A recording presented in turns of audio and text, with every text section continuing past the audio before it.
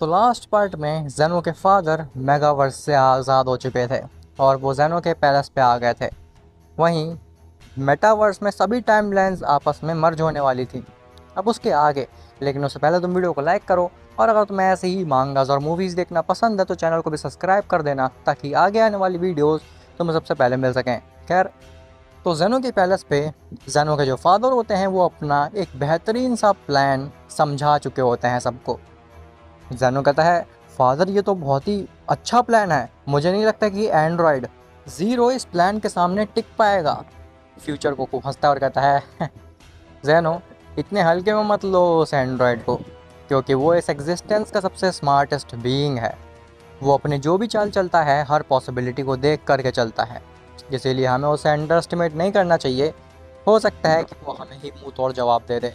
जेनो के फादर कहते हैं, ठीक है, अब ज़्यादा बकवास मत करो, हम लोगों को अपने प्लान पे ध्यान देना चाहिए। गोकू, वजीटा, तुम लोग जाओ अर्थ पे और जैसा मैंने कहा वैसा करो। फ्यूचर गोकू, जेनो, तुम लोग भी ठीक वैसा ही करो जैसा मैंने कहा। इसके बाद सभी लोग जेनो के फादर के बताए हुए प्लान के मुताबिक काम करने लगते हैं। खैर, वहीं यूनिवर्स 7 में वो जो एंड्रॉयड ज़ीरो होता है वो पूरे यूनिवर्स में ब्रोली को छान रहा होता है। एंड्रॉयड ज़ीरो कहता है, आखिर ये सीएन गया कहाँ पे? मैंने इसको पूरे यूनिवर्स में छान लिया, लेकिन मुझे कहीं भी ये मिल नहीं रहा है। हो सकता है कि ये इस यूनिवर्स के डिस्ट्रॉयर के प्लेनेट पे हो, लेकिन वहाँ पे मैं आखिर जाऊँगा कैसे? अगर वहाँ पे मैं एंड्रॉयड बन करके जाऊँगा तो डिस्ट्रॉयर, एंजल और उस ब्रोली, इन तीनों को ही शक हो जाएगा मेरे ऊपर। मुझे फ़िलहाल के लिए किसी का रूप लेना होगा। आइडिया, मैं ऐसा कर सकता हूँ। ऐसा बोल करके वो एंड्रॉयड मुस्कुराता है और अर्थ की तरफ निकल जाता है। खैर, वहीं मेटावर्स में वॉचर काफ़ी ज़्यादा कंफ्यूज लग रहा होता है। आखिर ये सब क्या हो रहा है? ये सारी टाइमलाइंस आखिर एक दूसरे से मर्ज होने के लिए उतावली क्यों हो रही हैं? ऐसा क्या प्रॉब्लम हो गई है हमारे मेटावर्स में? मैं ऐसा नहीं होने दे सकता, मेरे को बचाना ही होगा इन सभी टाइमलाइंस को। ऐसा बोल करके वॉचर अपनी पूरी जान लगाता है और सारी टाइमलाइंस को दोबारा से सेपरेट करने में लग जाता है। और यहाँ पे वॉचर अपने ट्रू पोटेंशियल को भी दिखाता है। वॉचर कहता है, ऐसा नहीं हो सकता, मैं अगर अपनी बेस फॉर्म में रहूँगा तो मैं कभी भी इस टाइमलाइन को सेपरेट नहीं कर पाऊँगा और मेटावर्स को नहीं बचा पाऊँगा। जिसके बाद वॉचर अपने पूरे 100% पोटेंशियल का इस्तेमाल करता है, और जैसे ही वो अपने 100% पोटेंशियल का इस्तेमाल करता है वो एक बॉडी से एक ऑरे में ट्रांसफॉर्म हो जाता है। वॉचर कहता है, अब मैं इन सभी टाइमलाइंस को हैंडल कर सकता हूँ। जिसके बाद वॉचर अपने 100% पोटेंशियल का इस्तेमाल करके उन सभी टाइमलाइंस को एक चुटकी में ही सेपरेट कर देता है और कहता है, मुझे मेटावर्स पे ध्यान रखना होगा।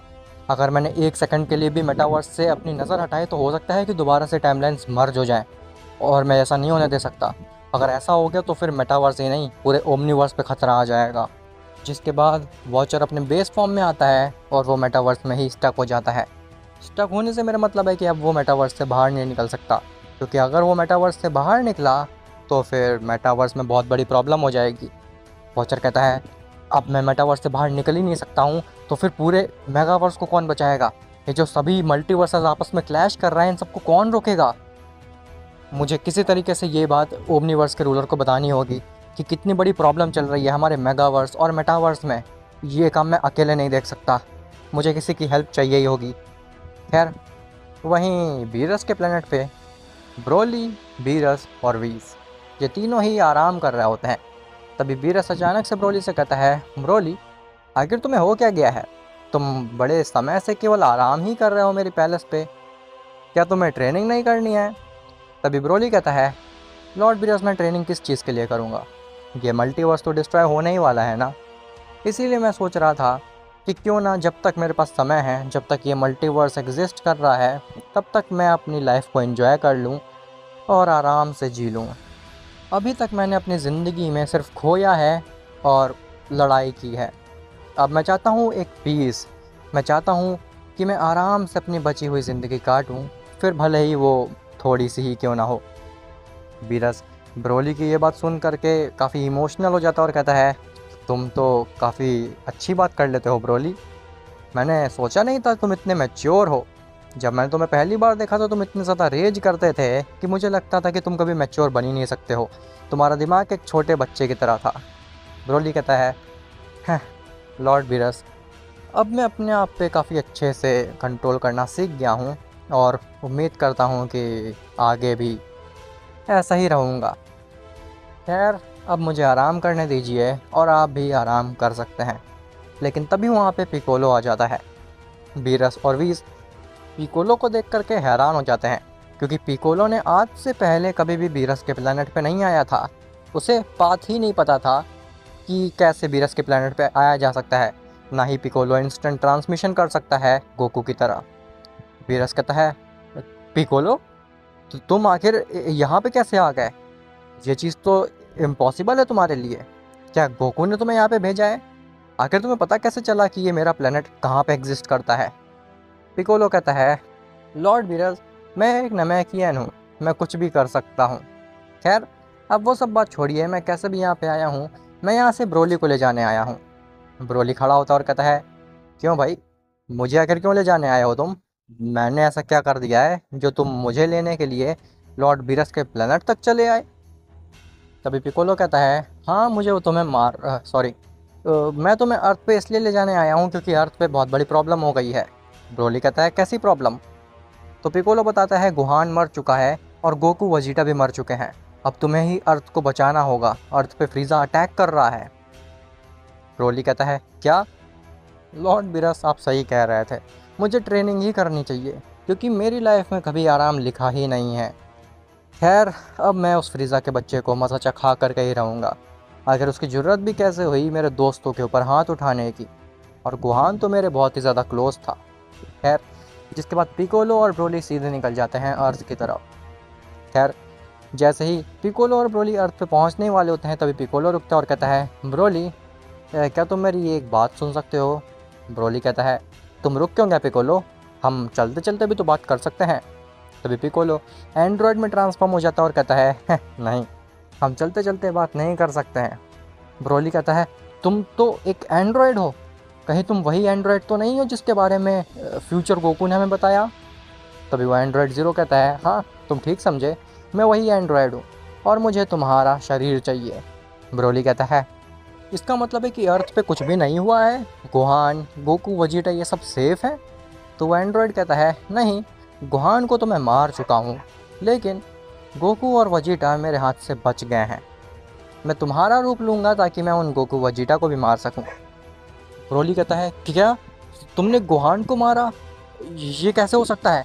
गोहान सबसे शक्तिशाली मॉर्टल है इस यूनिवर्स 7 का और तुमने उसे मार डाला? एंड्रॉयड कहता है, हाँ, सबसे शक्तिशाली? मेरे से शक्तिशाली कोई भी नहीं है इस पूरे एग्जिस्टेंस में। ब्रोली कहता है, तुमने गोहान को मार के अच्छा नहीं किया, इसका खामियाजा तुम्हें भुगतना ही पड़ेगा। एंड्रॉयड कहता है, हाँ, बहुत बकवास कर ली, अब तुम्हारे मरने का समय आ चुका है। जिसके बाद वो एंड्रॉयड ब्रोली के ऊपर एक की ब्लास्ट मारता है और ब्रोली भी काफ़ी ज़्यादा रेज करने लगता है। ब्रोली एकदम से ही बर्जर्क चले जाता है अपनी ओमनी इन्फिनिटी फॉर्म में ट्रांसफॉर्म हो करके। ब्रोली इतने ज़्यादा रेज में होता है कि उस एंड्रॉयड का वो एक की ब्लास्ट ब्रोली के ऊपर रत्ती भर भी फ़र्क नहीं डालता। ब्रोली कहता है, तुमने ऐसा कैसे कर दिया? आखिर तुम गोहान को कैसे ही मार सकते हो? वो एंड्रॉयड कहता है, क्या तुमने मेरे एक की ब्लास्ट को सह लिया? आखिर ये क्या है इस यूनिवर्स के मॉर्टल्स में ऐसा खास? ये मेरे एक की ब्लास्ट को सह कैसे पा रहे हैं? अभी मैंने गोकू से फाइट की थी तो उसने भी मेरे एक की ब्लास्ट को सह लिया था, अब ये भी? तभी ब्रोली अपने आप को और ज़्यादा रेज करता है और उसकी एनर्जी कुछ ज़्यादा ही बढ़ गई होती है। तो वह एंड्रॉयड कहता है, मेरे पास इतना समय नहीं है कि मैं तुमसे फाइट करता फिरूं। तभी ब्रोली भी एक बड़ी सी एनर्जी बॉल को रेडी करता है, उस एंड्रॉयड के ऊपर फेंक देता है। वो एंड्रॉयड अपने हाथ में एक की स्वॉर्ड को क्रिएट करता है और उस एनर्जी बॉल को बीच से ही काट देता है। ब्रोली कहता है, हाँ, ये कैसे करा तुमने? तुमने मेरी एनर्जी बॉल को बीच से काट दिया? वो एंड्रॉयड कहता है, "हाँ, ठीक इसी तरह मैं तुम्हें भी काटने जा रहा हूँ।" ऐसा बोल करके वो एंड्रॉयड सीधे जाता है और ब्रोली को भी बीच से काट देता है। लेकिन ब्रोली जब मर रहा होता है तो वो एक मुस्कुराहट देता है और कहता है, "हाँ, तुम हार गए एंड्रॉयड।" वो एंड्रॉयड ज़ीरो कंफ्यूज होता है कि आखिर ब्रोली ने ऐसा क्यों कहा कि मैं हार गया। जिसके बाद ब्रोली मर जाता है और वो एंड्रॉयड ब्रोली की जगह ले लेता है। ब्रोली की जगह लेने के बाद एंड्रॉयड काफ़ी ज़्यादा कंफ्यूज होता है कि आखिर मरने से पहले ब्रोली ने ऐसा क्यों कहा कि मैं हार गया हूँ। खैर कुछ भी हो, मुझे अब आगे के प्लान को एग्जीक्यूट करना चाहिए अपने। मेरे पास ज़्यादा समय नहीं बचा है। जिसके बाद ब्रोली, जो कि एंड्रॉयड होता है, वो चला जाता है वापस से बीरस के प्लानट पे। बीरस और विस दोबारा से ब्रोली को देख करके हैरान हो जाते हैं। बीरस कहता है, तुम्हारा दोबारा से यहाँ पे कैसे आना हुआ ब्रोली? तुम्हें तो पिकोलो ले गया था ना?" ब्रोली कहता है, लॉर्ड बीरस, वो मजाक कर रहा था मेरे साथ। पता नहीं आखिर ऐसा मजाक पिकोलो ने मेरे साथ क्यों किया, लेकिन आप जा सकते हैं। हाँ, गोकू वजीटा गुहान को कुछ भी नहीं हुआ है और अर्थ भी एकदम सेफ है। इवन फ्रीज़ा ने अटैक तक नहीं किया है अर्थ पे। बीरस और वीस हंसते हैं और कहते हैं, अच्छा ब्रोली, ठीक है, हम तुम्हारी बात मान लेते हैं। बीरस और वीस एक दूसरे की तरफ देखते हैं और हंसते हुए वहाँ से चले जाते हैं, मानो कि बीरस और वीस को भी कुछ पता हुआ है। ब्रोली कहता है, आखिर ये हो क्या रहा है? ये सब लोग मुझे देख करके इतना मुस्कुरा क्यों रहे हैं, जैसे कि इनको सब कुछ पता है कि मैं क्या करने वाला हूँ और ये जानते हैं कि मैं एक एंड्रॉयड हूँ। खैर, मुझे अब आगे के प्लान पे ध्यान देना चाहिए। ये सब फालतू की बात सोचने का मेरे पास समय नहीं है। अब आखिर क्या ब्रोली को ऑलरेडी पता था प्लान के बारे में, और क्या जो एंड्रॉयड है ये जेनो के फादर की चाल के मुताबिक काम कर रहा है? वेल, ये सब तो मैं पता चलेगा नेक्स्ट पार्ट में। और हाँ गाइस, माफ़ी चाहूँगा कि आजकल की वीडियो थोड़ी छोटी आ रही हैं बिकॉज ऑफ द मूवी। लेकिन 31 अगस्त को जैसे ही मैं मूवी को अपलोड कर दूँगा, उसके बाद से जो वीडियोज़ हैं उनकी लेंथ भी इंक्रीज़ हो जाएगी और रेगुलर हो जाऊँगा मैं। और हाँ, मेरे को क्वेश्चंस आ रहे थे कि आखिर मूवी किस चीज़ से रिलेटेड है, तो मैं फिर से एक्सप्लेन कर देता हूँ।